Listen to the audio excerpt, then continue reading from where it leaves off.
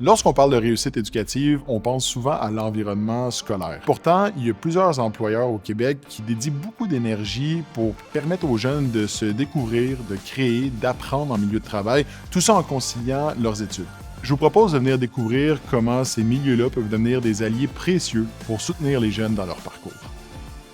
Caroline, merci d'être avec nous. Ça me fait plaisir. Olivier, merci de te joindre à nous. Tu es directrice adjointe de la Maison des enfants Le Dauphin à Laval. Oui. Tu t'es lancée en entrepreneuriat, tu as piloté et tu as racheté plusieurs entreprises. Oui. Comment on fait pour encourager la réussite éducative des jeunes qu'on embauche, mais en même temps leur demandant beaucoup de s'impliquer dans le lieu de travail? Ma perception des choses, c'est que la conciliation doit d'abord être prise en charge par l'employeur. C'est la responsabilité de l'employeur. Selon moi, je pense que c'est l'employeur qui doit être au fait, bien connaître son équipe, créer un lien de confiance avec lui pour s'il a besoin d'être concilié pour des horaires ou pour des tâches. Il semble confortable de venir vers toi puis de le Ouais. demander. Oui, c'est vraiment... puis c'est l'approche qu'on a à la Maison des enfants. Puis ça fonctionne très bien. Mais oui, c'est du temps.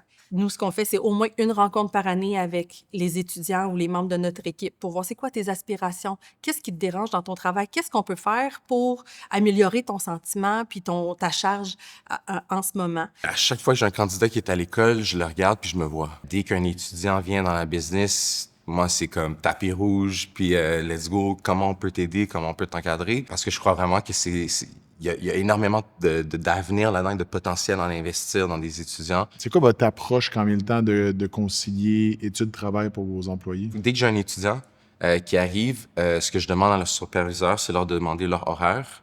Puis ensuite, une fois qu'ils ont l'horaire de l'étudiant, c'est de faire l'horaire de l'équipe en fonction de l'horaire de cet étudiant-là.